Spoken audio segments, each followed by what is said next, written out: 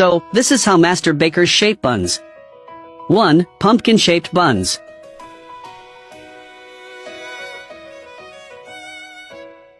2. Shell-shaped buns.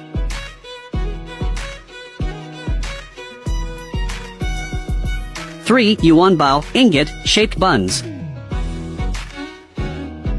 4. Butterfly-shaped buns.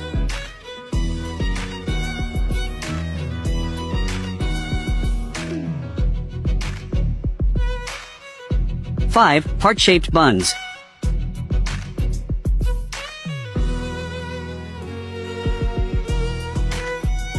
6. Mushroom-shaped buns.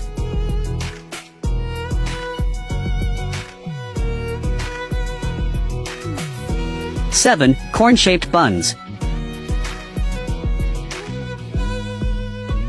If you haven't mastered these yet, like and save this post for future reference. Then you can take your time to look at it when you need to.